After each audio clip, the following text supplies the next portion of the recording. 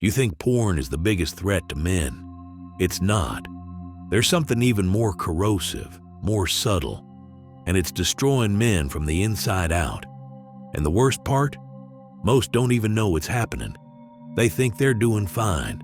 They think they're productive, but they're dying slowly, numb, detached, and drifting.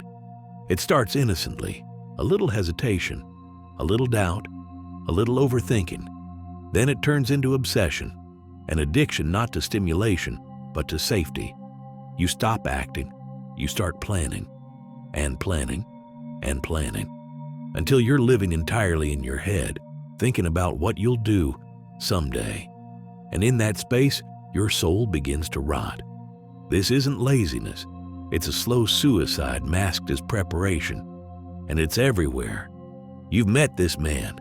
Hell, maybe you are this man. He reads every book, listens to every podcast, watches every motivational reel. He's got goals, big ones, but there's no action, no risk, no forward momentum, just theory. Endless loops of strategy, never execution. He's stuck in a kind of spiritual purgatory, and he calls it self-development. But the truth is brutal. He's not evolving, he's hiding. From what? From pain, from rejection, from failure, from the terrifying moment when the world tells him he's not enough. So instead of building a life brick by brick, he builds castles in the clouds, beautiful, detailed visions of a man he never becomes. This is what destroys men faster than porn, the illusion of progress without the price of action. At least with porn, you know you're escaping. With this, you feel productive, like you're moving, but you're not. You're just getting better at pretending, and it gets worse. The more you indulge in this mental masturbation, the more sensitive you become. You get offended easily. You seek validation.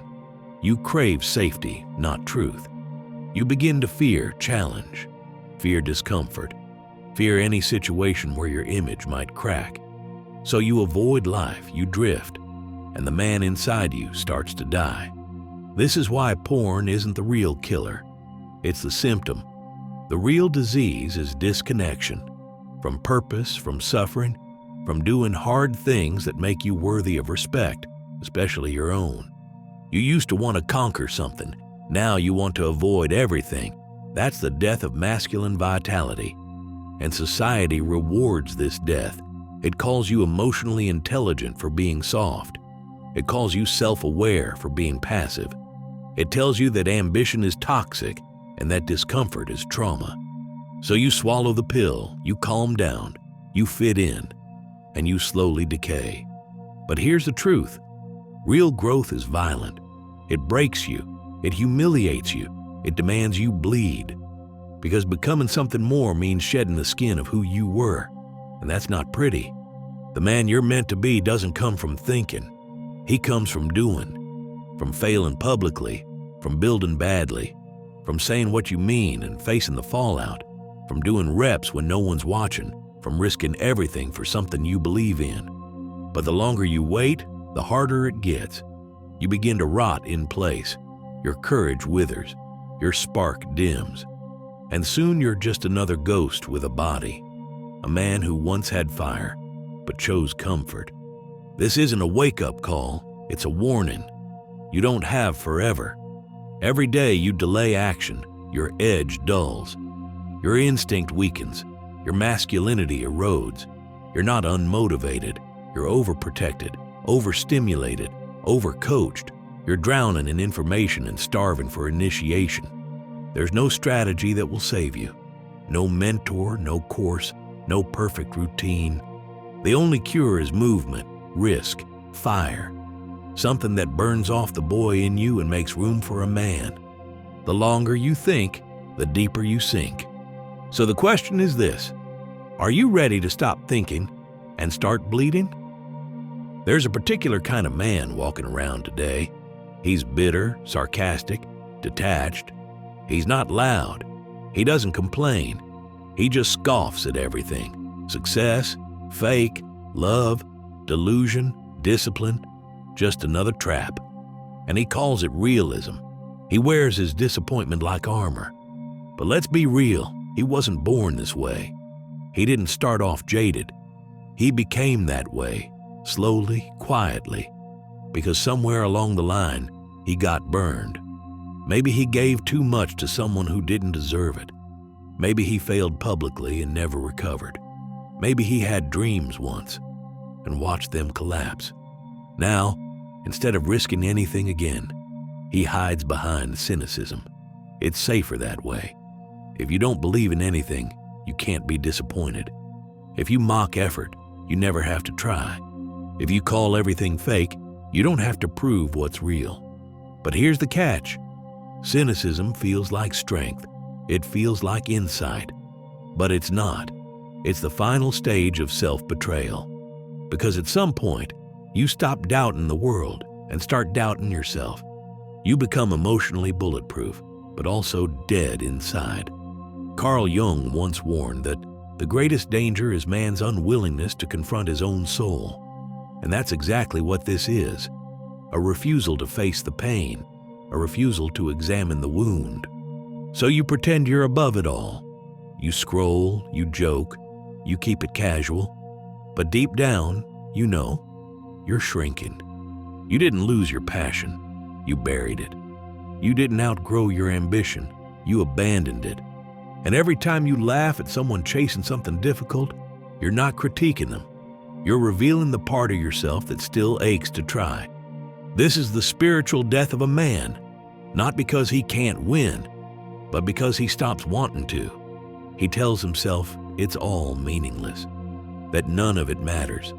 But secretly, he's watching, observing, comparing. And the more he denies it, the more miserable he becomes. The worst part? Society feeds this decay, tells him he's enlightened for disengaging, tells him it's all just a game. That power is corrupt, that desire is weakness, that trying is cringe. So he sits, consumes, critiques, numbers, and underneath it all is the voice he won't listen to anymore. The one that still wants to fight, still wants to build, still wants to believe. But to follow that voice, he'd have to face the truth that he gave up. That's the thing most men today can't admit. Not that they failed, but that they quit. Not all at once, slowly, gradually, like a fire burning out one ember at a time. And the tragedy is, most of them will never reignite, because in a world where criticism is currency, courage looks insane, action looks foolish, belief looks naive. But every once in a while, a man wakes up. He sees the decay, feels the rot, and chooses to feel again, even if it hurts, to build again, even if it breaks, to care again, even if it means loss. And that man, he's dangerous. Because once you stop hiding behind sarcasm and start confronting reality, brutal, raw, chaotic, you become real again. You start from zero. And from that place, anything is possible. So ask yourself, are you becoming smarter or just more scared? Because cynicism doesn't protect you. It cages you. It convinces you that you're wise for doing nothing. But deep down, you know the truth. Nothing's more painful than watching yourself rot while pretending you're okay.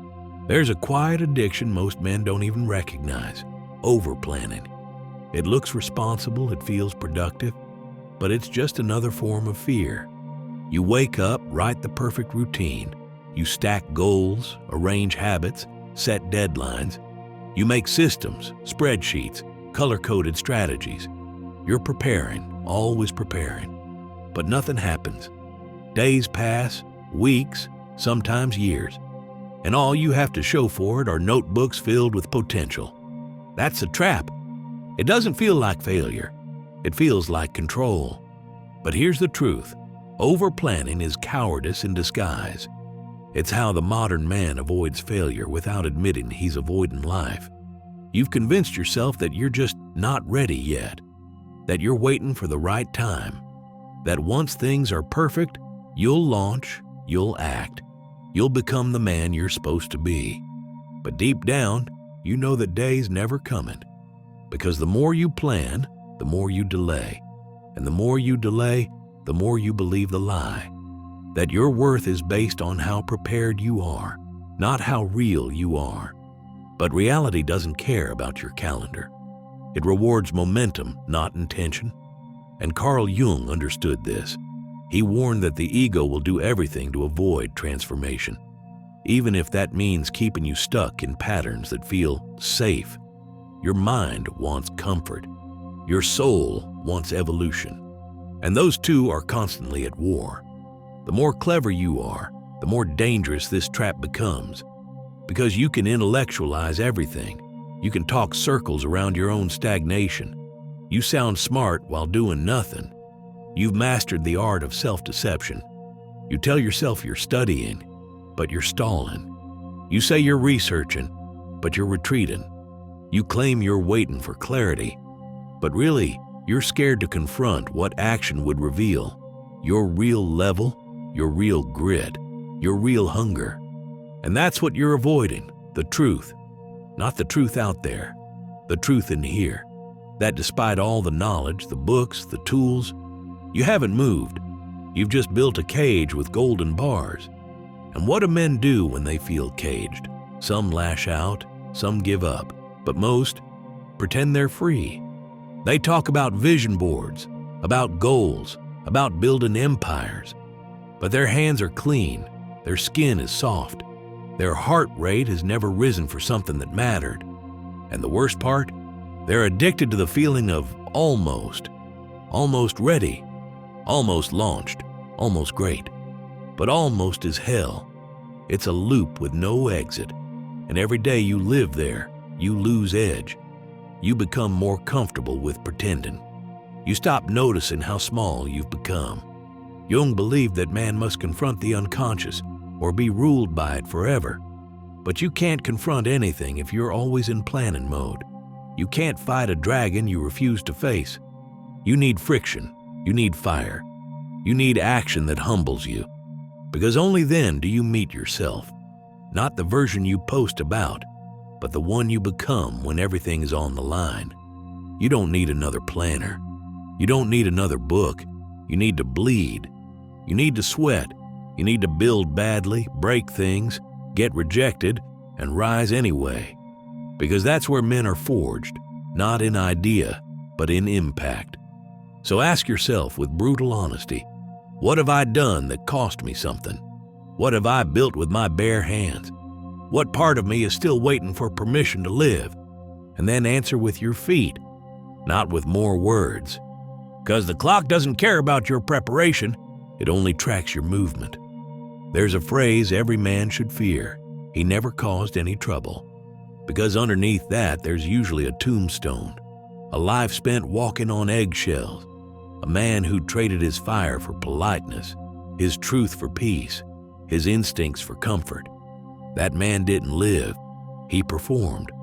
This is what happens to men when they mistake goodness for passivity, when they start thinking being untouchable means being agreeable, compliant, easy to manage. But Jung warned, every time you suppress something vital in you, anger, drive, desire, confrontation, it doesn't disappear. It festers. It grows teeth in the dark. And one day, it will either explode outward or rot inward. That's what safety does. It promises peace, but steals power. You learn to apologize for existing, to soften your words, to dim your presence.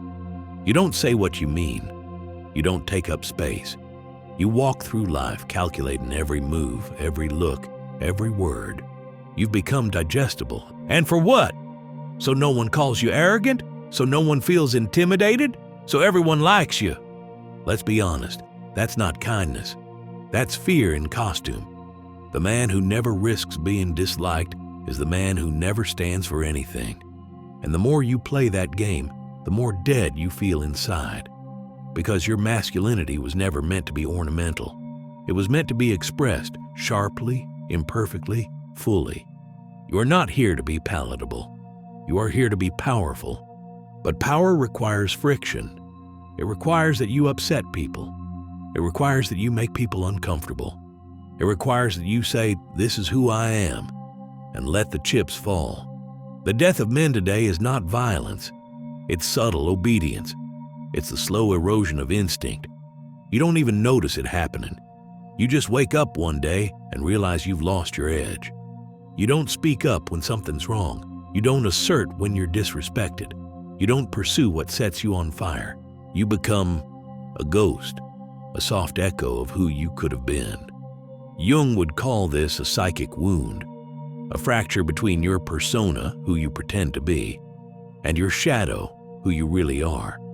And until you merge the two, you will suffer, quietly, constantly. Because every day you live someone else's idea of a good man, you die a little. So here's the truth. Your mission is not to be liked. It's to be whole. That means you'll be too much for some, too intense, too blunt, too real, good. Because if everyone is comfortable around you, you're lying to someone, probably yourself. You weren't born to blend in. You were born to burn through illusion, to burn through stagnation, to burn through the fake smiles and dead conversations and mediocre expectations. And yes, you'll lose people. Yes, you'll be misunderstood. Yes, you'll face resistance. But what's the alternative? To betray yourself? To keep making yourself smaller until there's nothing left? Reclaim your edge. Speak with weight. Act with conviction. Let people adjust to your truth, not the other way around. Because the man who plays it safe dies standing up, quiet, forgettable. But the man who risks being real, he becomes untouchable, not because he hides from the world, but because he refuses to hide from himself. The most tragic thing you'll ever witness isn't a man failing. It's a man who never even tried. A man with a fire that never got lit. A vision that stayed in his head. A body that never moved. A voice that never spoke. A path that was never walked. And you'll meet this man everywhere. He'll be the one with opinions on everything, experience with nothing. He'll talk about greatness, but never touch it. He'll have an answer for why things didn't happen, but no scars to prove he ever took a swing. This is what destroys men faster than porn, the slow decay of potential without pressure. And make no mistake, potential is poison if it's never tested. You think you have time. You think you're still getting ready. You think you're waiting for the right window. But life isn't waiting. It's moving with or without you. And if you don't act, you're not pausing. You're being replaced by men who are less talented, less smart, but far more ruthless with execution. Carl Jung didn't romanticize the process of growth. He made it clear, wholeness demands sacrifice. Not comfort, not validation, not alignment, sacrifice. And what are you willing to give up? Your self-pity? Your addiction to distraction? Your obsession with being liked? Because until you do, you'll keep calling avoidance strategy and weakness humility. You'll stay addicted to theory, allergic to impact. You'll mistake emotion for depth and caution for wisdom. But real discipline, the kind that builds men, isn't loud. It's brutal. It's lonely. It's repetitive. It's waking up and doing the work when no one's clapping, when no one's watching, when no one cares. Yet, it's silence, sweat, and relentless self-respect. Because here's the real killer. Most men today don't lack opportunity. They lack obedience to their own soul. They listen to the world more than their instinct. They chase dopamine more than dignity. And they wait, always waiting, until the waiting becomes who they are. Don't let that happen to you. Don't be the man who wakes up 10 years from now surrounded by plans, podcasts, and regrets. Don't be the one who almost lived. Be the man who gets up, even broken, who shows up, even doubted, who moves, even afraid. Be the one who bleeds for his future, not just dreams about it. Because in the end, no one's coming to rescue you. No father figure, no mentor, no moment of perfect clarity. Just you and a choice. Stay in the fog of potential or enter the fire of action. And yes, it will burn. But that's how steel is made. You want to escape the decay? Stop waiting. Stop planning. Stop needing to be ready. Be reckless enough to try, brave enough to fail, and disciplined enough to rise. Because the man who masters action without asking permission, without waiting for applause, becomes unstoppable. And the man who doesn't, he becomes another ghost in the system, dead inside, but still breathing. That's the cost of avoiding the fire. So choose now. Die slow, or burn fast and come out forged. You already know what's killing you. Now do something that scares it.